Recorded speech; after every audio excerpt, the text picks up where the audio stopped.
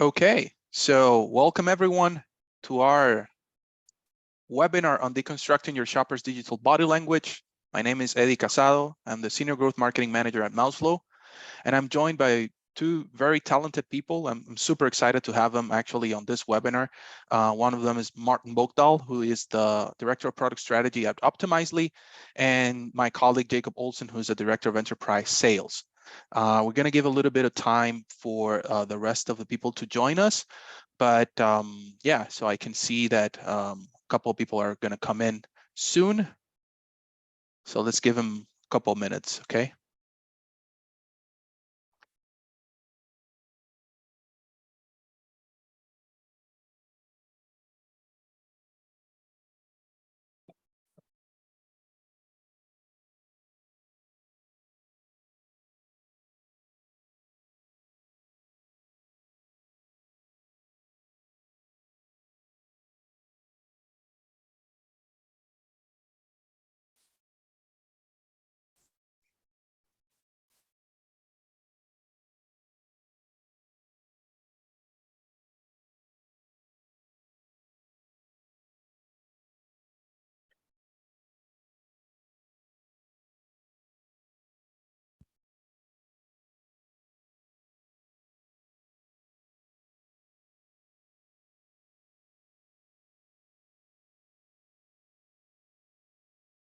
Let's do a couple more seconds, 30 seconds tops, and we start at 11:03 so that we can continue with the program.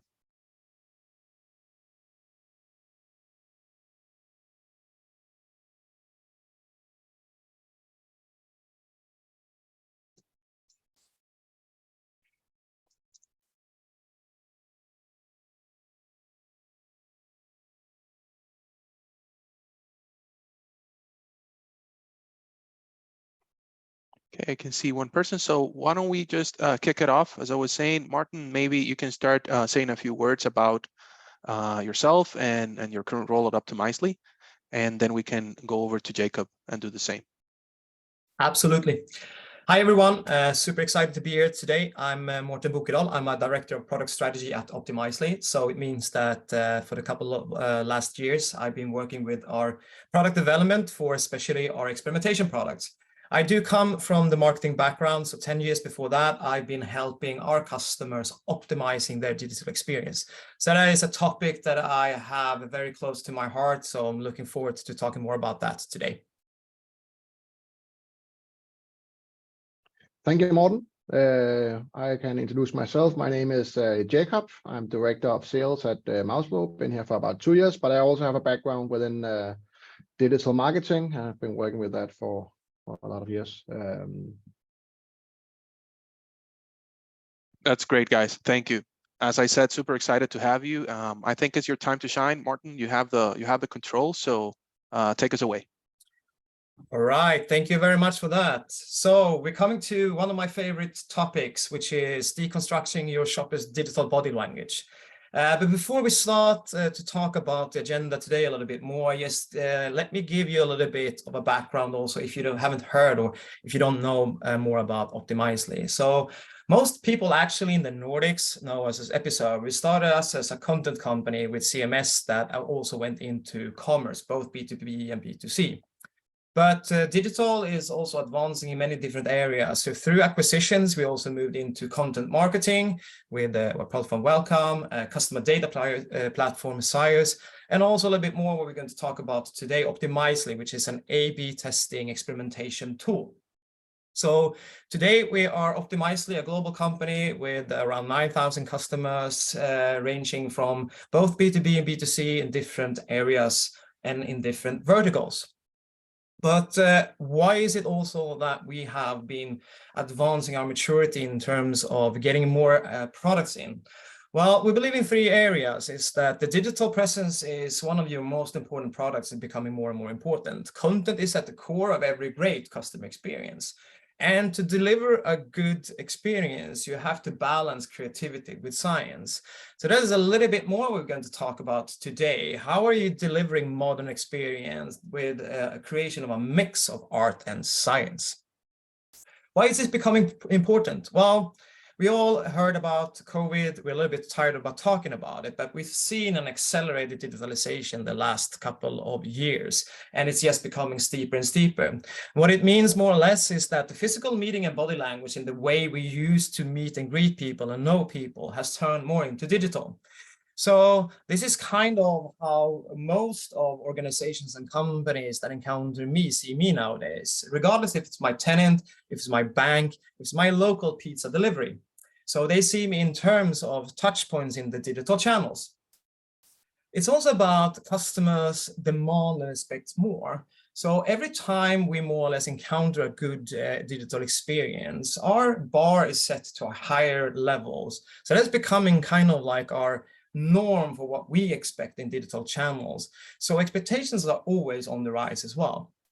So to just summarize that as well, is there's a need of serving more customers in more channels in a more personalized way. And how are we supposed to do that? And what should we actually do? And especially when it comes to commerce, I mean, especially when it comes to a B2C focused way, well, that is a little bit what we're going to focus on.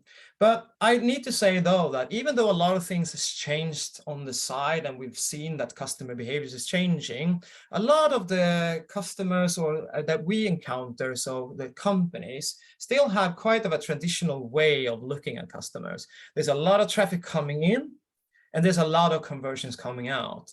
And even though we've been maturing a little bit in terms of being able to see what happens between the first touch point to the last one, we still kind of have a long way to go about that as well. So what is actually happening in this black box, and how can we actually change, and how can we be better at creating an experience that delivers a good end result both for us and for the consumer as well? There are definitely two questions then we have to also answer. So we talked about the difference in the behavior and the changes. So what are the customers' behavior? How do they change? And how can we actually also discover the changes? But it also comes back into like, what kind of decisions can we do? How can we make more confident decisions at a faster and a higher impact? Because digital is definitely making us take more decisions in a faster time. Things are just happening faster and faster and faster. And to be able to do that as well, we're looking at how data quality and customer centricity is becoming key in actually making, you know, at least maybe not always the right decisions, but at least decisions that is backed by some sort of a data. So how are we actually making decisions? Well, traditionally, we've always been making decisions based on our own experience. What we did last year, what we did last month, what actually used to happen or what used to work for us in the past. So it's been very opinion preferenced. But we're also talking about how fast things are changing as well. So when things are changing very fast, how can you rely on what you actually saw was working in the past is also going to work for you in the future? People look also at industry best practices, what our other competitors are doing. But when you do that as well, and when you're copying others, what you're actually copying is something that implemented that also was working in the past, which means that competitors are always shifting to the next new thing. Implementing the thing that you're seeing now will only take you one step back of the competition.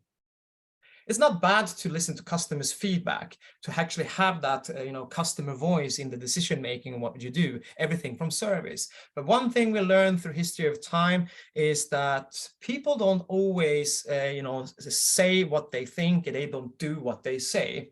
So it comes to also looking at what are people actually doing on your sites. So starting to rely on analytics to see how are the behaviors on our site, and what kind of hypothesis can we actually derive from this? And how can we then create an experiment, or how can we change something around those hypotheses based on insights we gather from actual digital body language? But the problem for marketeers today is usually that they lack the necessary data. They lack the necessary decision points to actually change that customer experience in a way that is delivering true value. And data is everywhere today. Data sits in silos in different types of systems, everything from information about your products to your content to information around your customers, everything around demographics, behavior, transactions, and everything. So to be able to actually deliver a very good experience, it's super important that you have to be able to create that one view out of it, so that you also make the right type of decisions, but you can also use that data and form a better, experience in other types of challenge. So also not just getting the input in, but also getting the right input out. Traditionally, we've been doing that with demographic data and transactional data. So we've been looking at, there's our buyers is a male, he's 40 years old, he lives in Sweden, or he lives in Denmark. He's been buying these kind of things as well. But to move to the next level as well, we also have to start looking at other things like behavioral data. How are they actually browsing our sites? What are they doing before and after they buy something? What are their interests? But also with a combination of psychographic data. What type of person is this? Is this a person who likes discounts? Is this a person who actually is looking at sustainability, or is quality of products one of the most important things? So there's a lot of things to create that one sense of view of customers, to start to actually understand who are these people that are actually browsing our apps or our sites or coming into our different digital types of channel. And to do this as well, it's a path to looking at what kind of landing page people come in. What's the purpose that we actually have for our site or for that landing page? What information do we actually need to actually put here to even, guide, the people that comes into the site to see what they actually should be doing? So in the end, the visitors actually do what you want for them to do, but also something that they are, making sure that they get the right information to make their own best decisions in terms of either getting information or doing some sort of an action like a transaction or filling out a form. But usually we see our site a little bit like this. We create a path and we want for them to walk through it. So in this instance, you don't want for them to go too fast. So you're setting up some sort of an obstacles. But what usually happens is that what we believe the customers are doing is not really what they're doing. They're taking another path around. And it's super important for us to also start to understand how can we see this and how can we change so that the customers are going the way that they should be going, but also not just for us, but also for their own best experience. Creating digital experience is based on many different things and a good experience. Of course, you have the hygiene factors. We talked about also looking at what is a best practice, so, an heuristic analysis. How should you actually construct a site to create a good experience to start with?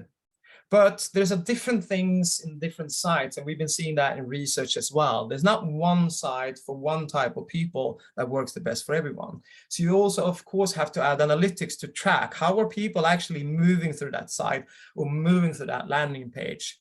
Looking at more in-depth user research, either through user research, asking them or tracking them through eye tracking or anything to see how are they actually navigating, where can we see that they're finding friction, or where can we actually see that we can create extra engagement for them as well. Everything to form a hypothesis that we then can say, like, let's see if we change this to see if we can make a better experiment or better experiments to an experiment. So there's two things to focus on in the end. There's either that you reduce the friction. You're helping customers reduce your friction in the funnel. Usually you do that late in the funnel when the product service is known, when intent is high. So it's more or less if you know that a person is coming in through your site, they just want to transact, that they want to buy, or they even want to complain, whatever you want to do, to just make it as easy as possible for them to do it. But it's also about increasing motivation.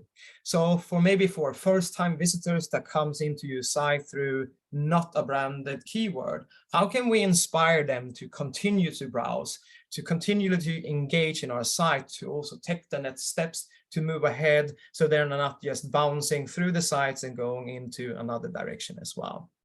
So we get to look at this in an e-commerce funnel a little bit more in like, how can you, every different type of customer journey is different, but how can you look at this in different types of steps? And there's three simple steps in commerce that you can look at. One thing is, of course, when they come into your site, you want to make them stay.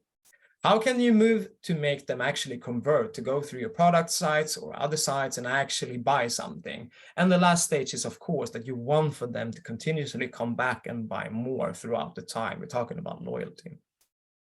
In an e-commerce, it's more or less about driving them to the fact that they actually want to find products, browse products, and then add them to the cart as the first step.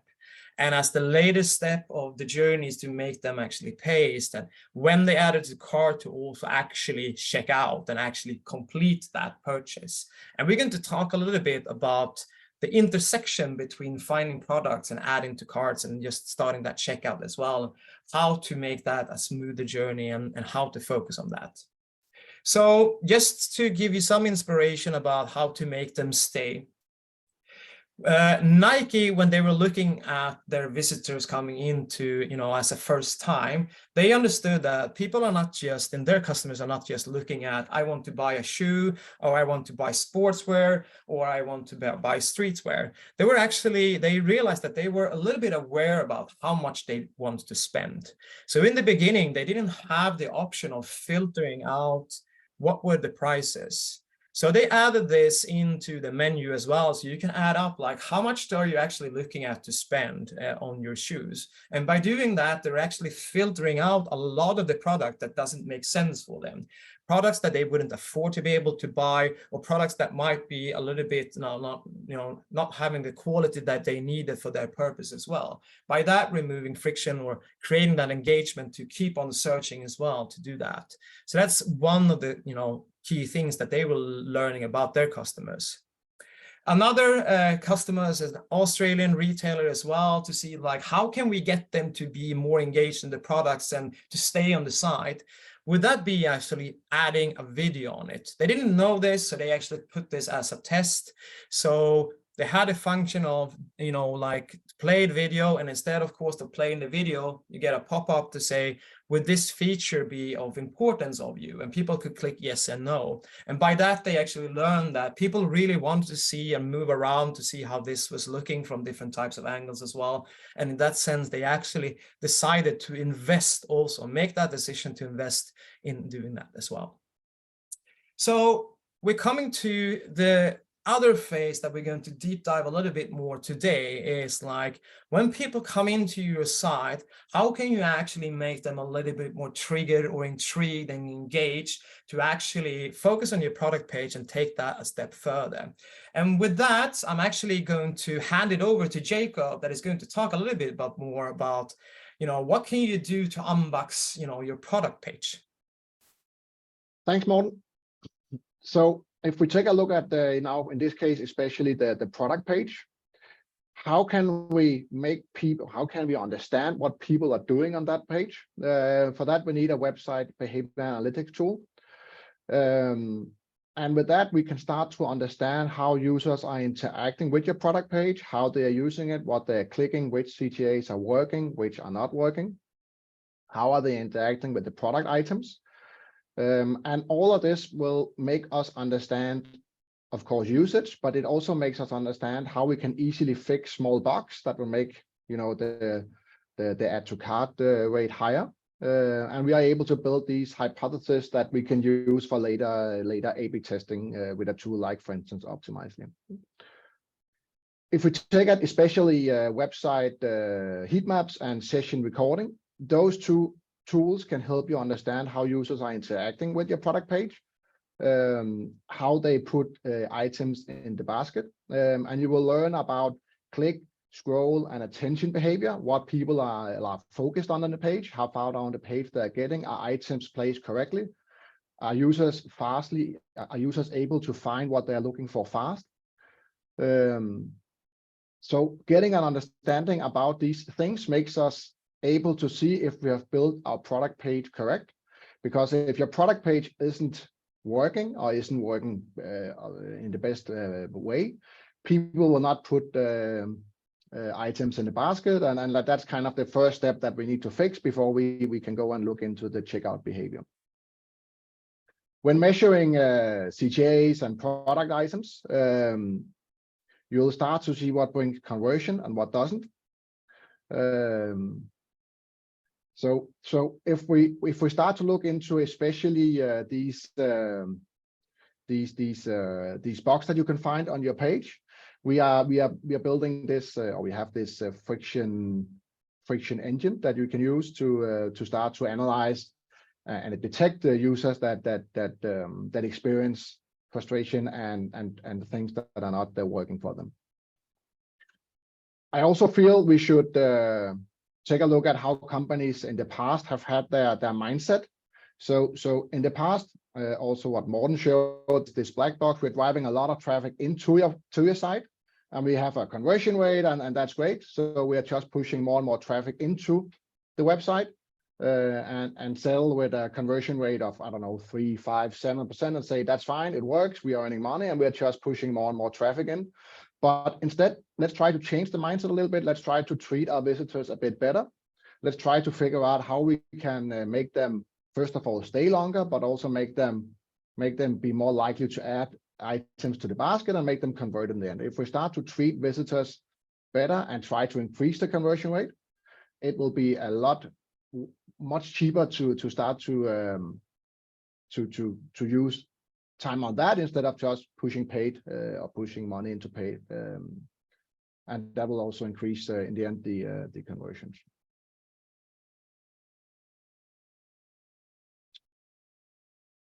If we start to look at how we can detect your user friction and monitor key events on the product page and also in the checkout funnel, then the best tools have a kind of a friction engine. Mouseflow comes with an automatic friction engine where we are analyzing all visits to the website, and you will start to analyze how the users are seeing the website. So all visits to the website will get run through our machine, our friction engine, and we will start to tag the visitor with specific frustration points that we find. And these friction points we're able to detect in Mouseflow, and we are able to find them. And we are able to create segments out of those that experience frustration. Furthermore, you're able to go even down to a specific page and see which pages is it that we have high amount of frustration, and then go and looking into the exact recordings that has these frustration points and clean out the low-hanging fruit, you can say, to increase the conversions. Using session recording, you are able to detect patterns of what's going on, and we can start to see users that have these friction points, and we are able to use session recording as a tool to easily increase conversions. And I have actually an example here that will help you understand how we can do this.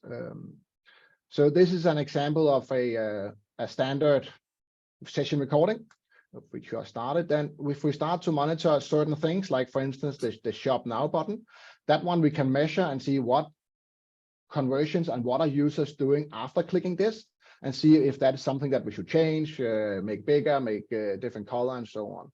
We are also able to check the easily, you can see in the timeline, we're able to see JavaScript errors, click ranges. So we are able to detect when things are going wrong.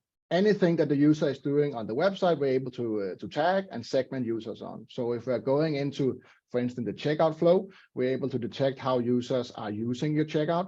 And we're able to monitor checkout conversions based on users selecting payment method, shipment method, male, female, and see is there anything that we can start to optimize to improve either the product page or the entire checkout flow.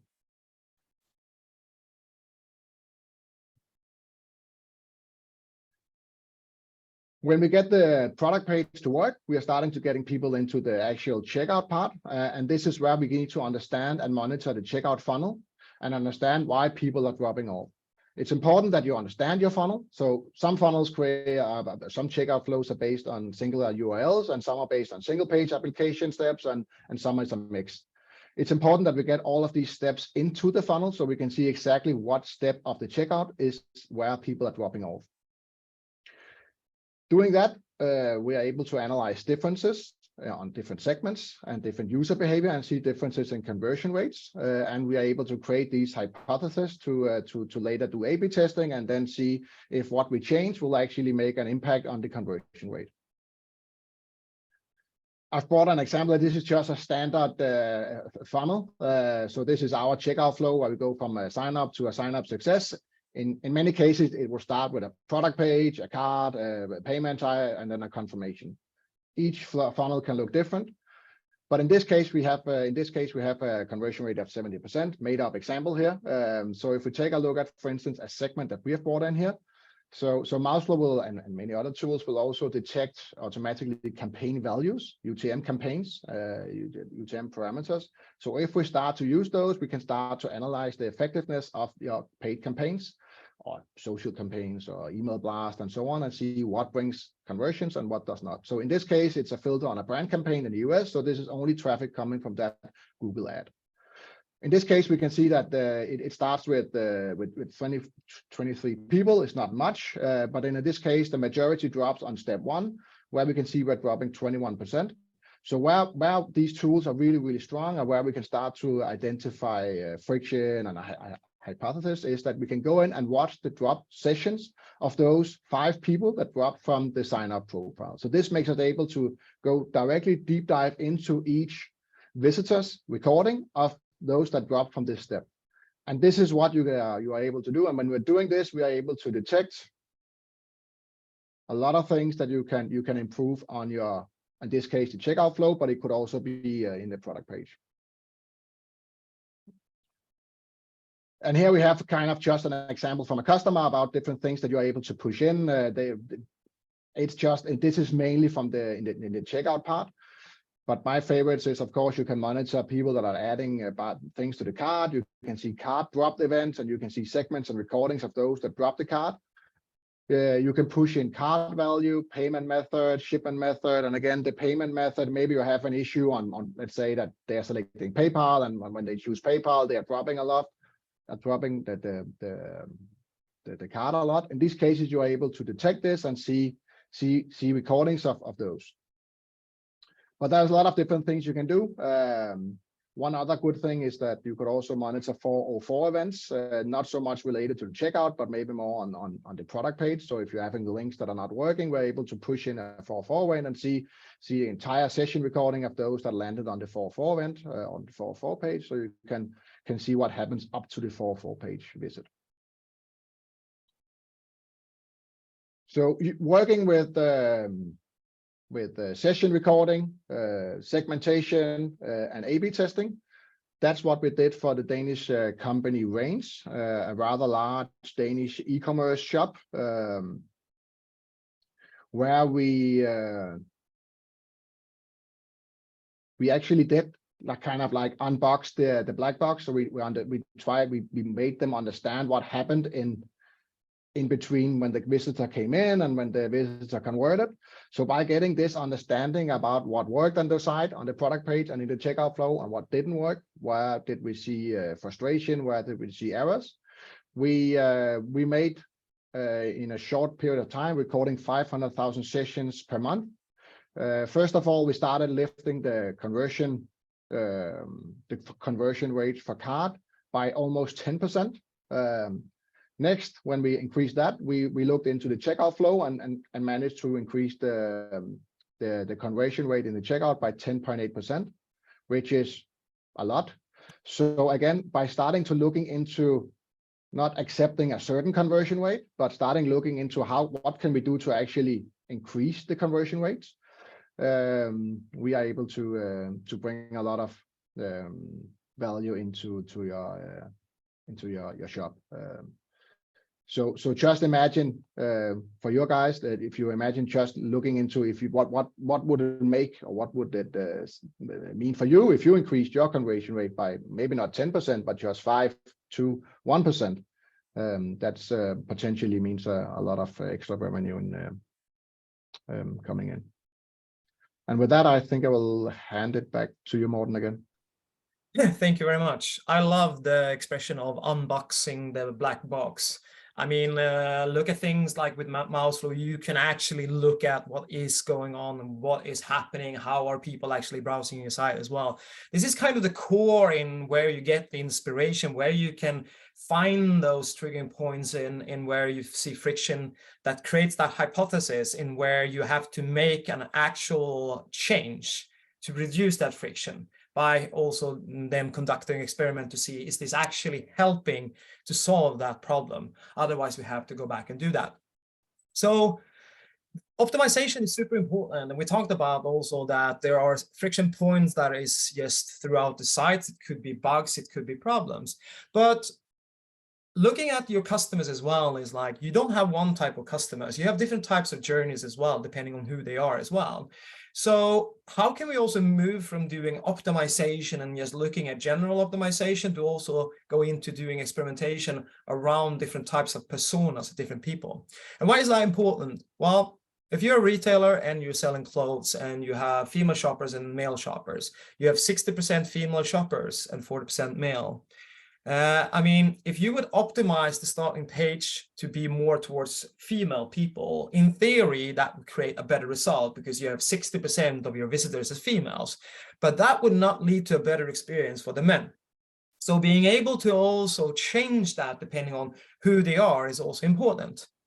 So I mean, what steps do I have to take to create a customer persona? We talked about that a little bit as well, about what types of data you have to come by to see that profile. It's more just about the demographical data and the transactional data, but also how can you look at the behaviors to actually start to understand who is this person? But how can we also sort that into a psychographical profile, depending on what they actually do, to see in the end, this is the type of shoppers that we actually have, and these are the people that are actually browsing through our site.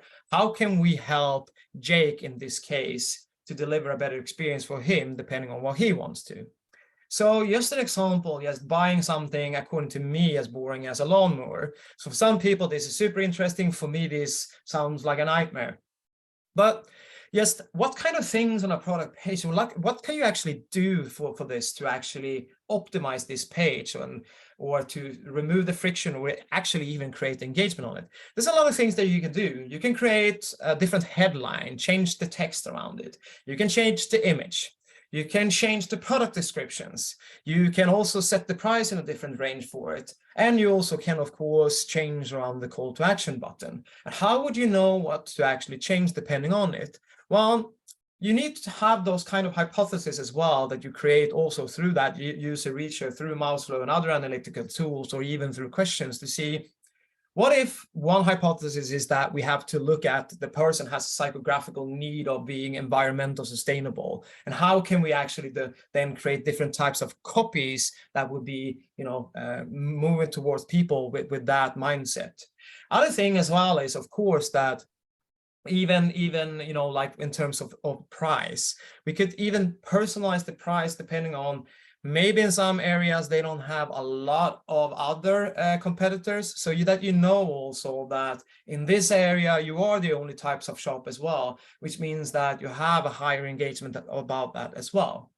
And looking at how that would actually look, so for environmental conscious consumers, you can have one type of a message as well. For tech-savvy individuals, you can have another. For budget-conscious consumers, you can have a third. Most people actually have all of this in them. So people don't want to spend money in vain. That doesn't mean that they want to have the lowest price. They just want to understand that they get value for money. But is value for money more important than maybe being able to connect this to your app, so you can sit home and see how much of the lawn is actually being taken care of? How is this working? So depending on how important this is, you can actually push some messages further up to people if you know their preferences as well. So it's also a little bit about looking at what is important for different types of profiles. I don't necessarily always like this example. It is very clear, but I wouldn't say there's a difference between moms and dads. But in this example, a mom might be able to look more into it should be reliable, efficient, it should be easy to use, it shouldn't be complicated, it should be reducing bumps, it shouldn't be like tough to drive. While a dad maybe wants to look into more things like it should be durable, it should be tough and efficient. I don't want to actually go and fix this all the time. Maybe I don't even know how to fix it. So I don't want to spend money taking this lawnmower and going back to the shop to make it repair. So I want to build it to last. I want to make sure that it is there for at least 10 years. So those kind of things can also be the difference when looking at psychographical data of your profiles as well, to see like how can you actually look at the digital body language, understand more about your consumers, to change things on your site as well, to appeal better towards different types of audiences. So to just sum up this a little bit before we have a couple of Q&As, just wanted to go back to what we talked about as well. We've been focusing a lot about make them pay today. We touched a little bit about make them stay. So ending up also like with retention, getting people to come back to your sites is also important. So Misguided, which is a UK retailer, understood that it's a big difference if you're buying something every year, once a year, once every quarter, once a month, or once per year. It's a big difference between it. So they were looking at the friction or like the friction of people in terms of actually have to pay for delivery. And they also could see that some people, after becoming a type of a loyal shopper at a certain amount, would be willing to actually pay a one-time fee to get free shipping for the next year. You wouldn't do that if you only bought once a year. But they also knew that providing this message at the right time after X amount of purchases within a time frame, if they actually go in and do that, they become hyper loyal. Because if you invested those £10 to actually pay for that, you wouldn't go to your competitors to do it. You would do most of your shopping there because you would have free delivery. So that's one thing. Another company, Norwegian, which we're looking at, what they wanted to do is to have as many people that is buying flights from them to log in as possible. Because if you log in, they learn more about you. If they learn more about you, they can create a better experience. So the first thing was just to make, highlight a little bit better what are the benefits of actually logging in when you are doing that, or when you're supposed to get your ticket. But they also did a lot of customer research. It's like not just how can we make it stand out, because that increased an uplift in conversion as well, but where should it be on the site? And usually you think that it should be above the fold, because we also say that. But when they were looking at how people actually behave through user tracking, they could see that when people are actually registering, the first thing they do is they start filling in the form. They're not looking at the top, they just start in going in doing what they should be doing. Not until the end they stop and look. So by actually putting that message in the bottom of the form instead of the top of the form, increase the conversion rate a lot as well. So from 0 to 32% uplift is of course a huge thing by just highlighting the benefits, but also putting the benefits at the right place at the page. So that was a little bit it for what we had today as well. And we might have a couple of questions here. I'm not sure, but thank you. Thank you, Mårten. Thank you, Jacob. Indeed, we do have a question from Jennifer Ring. She wants to know a little bit about, can you talk about the tools that can be used in Mouseflow to retrieve and collate data? So maybe that's one for Jacob. Sure. Yeah, well, first of all, Mouseflow has an open API, open REST API, so you can push and pull data to and from basically any system that you that you want to do. That could be data analytics tools and so on. But you would, the typical tools that we retrieve data from is Google Analytics, Adobe Analytics. So all the events you have here in your data layer, we can push into Mouseflow. So you can do the same segments in Mouseflow as you have in either Google Analytics or Adobe Analytics. So you can start to measure the same things as you're doing in the typical analytics tools. Other than that, we can, of course, integrate with CRM systems, push in, for instance, user ID numbers, order systems, and so on. Good. Jacob, perhaps we can mention also as well what we are capturing automatically into Mouseflow without getting too much into the details, but just to give us a top line so that Jennifer can understand what can she get out of installing Mouseflow quickly on the site. Sure. So overall, we have two types of events in Mouseflow. We have what we call tags. Those are page specific. That is something that the user is doing, clicking something, hovering something. And then we have variables, which is telling something about the entire session and telling something about the user. If we look at the variables, then we automatically bring in UTM parameters. So when you drive traffic to your websites, have inbound links, we strongly recommend that you have UTM parameters on those, because when you start to do that, Mouseflow will automatically grab them up and you're able to analyze campaign effectiveness. And you can go down, even down to, if you use a Google ad, you can go all the way down to the exact search term and search for users that search or found you in the Google ad by searching a specific term. That's what we grab automatically on variables. On tags, we grab these normal events like form submissions, form interactions, and so on. But here you can push in any event that you would like based on what they're clicking on the site. For instance, if you have a banner or a menu bar that they're interacting with, a search bar, then you can tag those, and then you can filter users based on what they are. For instance, those that are clicking the Shop Now button, and see their behavior and see if that button made them convert. And the same you can do with for instance, the menu bar or the search bar, to see if the menu bar is making users convert more, or it's the search bar that is mainly used. And these things are easiest pushed in through a tag manager system, Google Tag Manager, Adobe Tag Manager, and so on. But we also do have a built-in custom tag editor that makes it extremely easy for the more simple tags to push in, like for instance, a click event or a hover event. Thank you, Jacob. I wonder if that answers Jennifer's question, but if not, please let us know through the Q&A, Jennifer, and we'll be happy to expand a little bit more. In the meantime, I did have some questions. I think that that I wanted to shoot to you guys, and maybe open up a little bit of a sandbox so that we can anchor some of the concepts and tools that we discussed today throughout the webinar.